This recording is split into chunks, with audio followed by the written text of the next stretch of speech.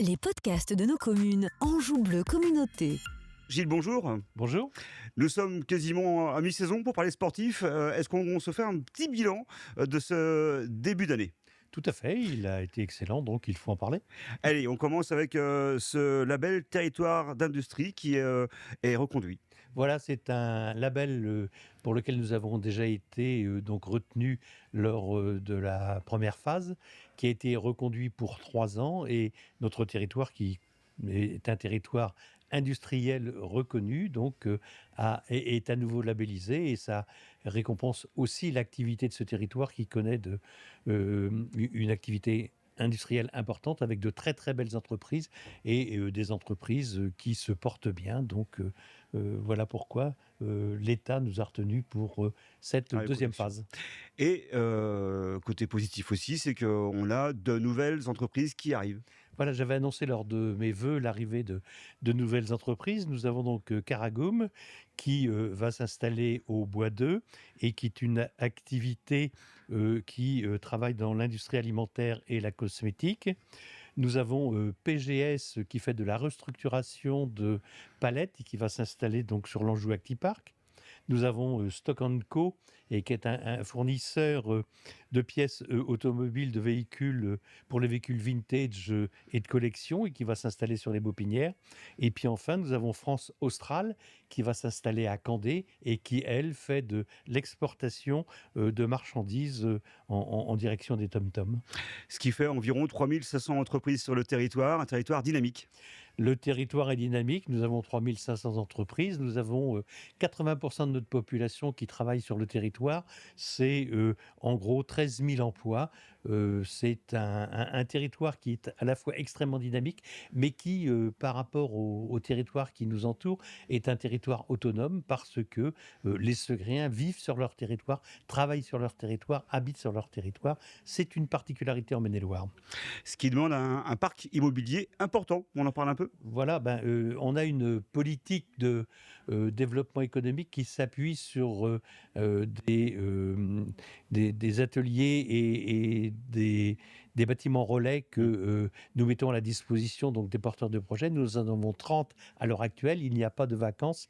Tout est pris, et nous avons donc en prévision la construction de 2 ou 3 autres bâtiments parce qu'il y a une réelle demande, et nous avons un territoire qui est effectivement aussi reconnu pour aider les porteurs de projets à démarrer leur entreprise. Et un dossier qui a bien avancé, qui va se conclure avec l'ouverture de l'ouvre-boîte en fin d'année. Qu'est-ce que c'est que l'ouvre-boîte? Alors, l'ouvre-boîte va être une partie de notre pôle tertiaire que nous sommes en train de terminer sur ce que l'on appelait le site SPI, ou le site Juret, donc à côté du centre-ville. Nous avons d'ailleurs particularité souhaité absolument que le siège de la communauté de communes s'installe en centre-ville et non pas sur une zone d'activité. On aurait pu aller à la Baupinière, ça aurait été plus facile, ça aurait sans doute été aussi économiquement un petit peu plus intéressant, mais il nous faut remettre de l'activité dans le centre-ville. Il faut aussi que les collectivités donc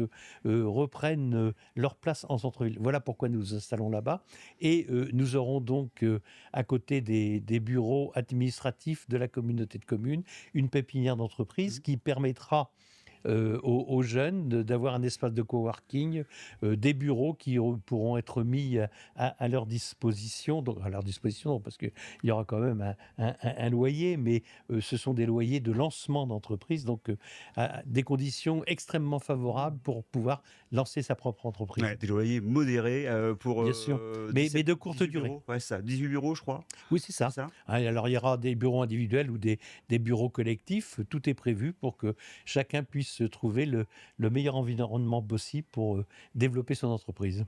Allez, on poursuit dans les nouveautés parce que ça bouge aussi du côté de la zone du Bois-Cochin à Poincé. Alors, la zone du Bois-Cochin à Poincé est effectivement pour nous une zone stratégique, une zone intéressante, et elle a été retenue donc par l'État et la région, ce qui est important. D'ailleurs, c'est le 7 sites, il y a eu 9 sites au niveau de la région des Pays de Loire. Dans le Maine-et-Loire, il n'y a eu qu'un seul site, et c'est celui-là qui a été retenu donc par l'État et la région comme accélérateur foncier site clé en main, c'est-à-dire que lorsque la région reçoit des demandes pour l'installation d'entreprises importantes, conséquentes, stratégiques, elle a sélectionné 9 sites.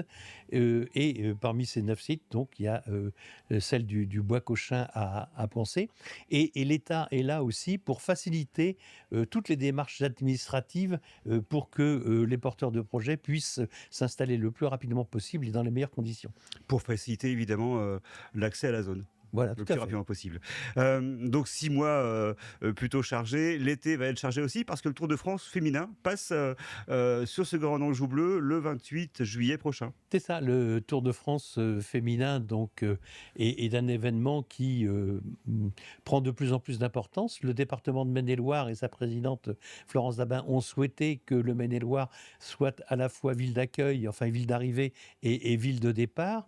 Et il va entrer en Maine-et-Loire sur Anjou Bleu Communauté, puisque c'est à Saint-Michel-et-Chanvaux qu'il va rentrer dans le département. Ensuite, il ira à la Châne-à-la-Poterie, à Loiret, à Chazé-sur-Argos, et ensuite il rejoindra donc la région angevine pour une arrivée donc à Angers.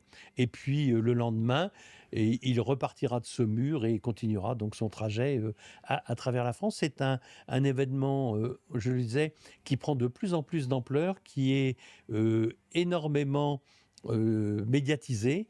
Et moi, je suis très très content que sur notre territoire, eh bien, les sportifs et puis aussi ceux qui aiment le vélo, mais qui aiment aussi des animations intéressantes, puissent bénéficier de ce passage. La communauté de communes, d'ailleurs, ainsi que la commune d'Ombre et d'Anjou se mobilisent pour des animations qui seront faites en partenariat avec le département. Ouais, l'occasion pour Anjou Communauté de mettre en lumière aussi tout ce qui est fait pour le vélo. Tout à fait, tout à fait. Le vélo est très présent chez nous.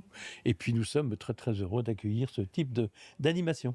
Merci Gilles Grémaud. On sait que la deuxième partie de l'année va être aussi chargée que la première. On aura l'occasion de reparler évidemment dans les mois qui viennent. Je vous souhaite un bel été. Merci, vous aussi, puis à tous les auditeurs.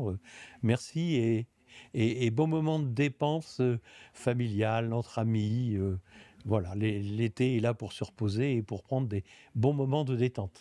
À bientôt sur Oxygène Radio pour de nouveaux rendez-vous des podcasts de nos communes. Au revoir, merci.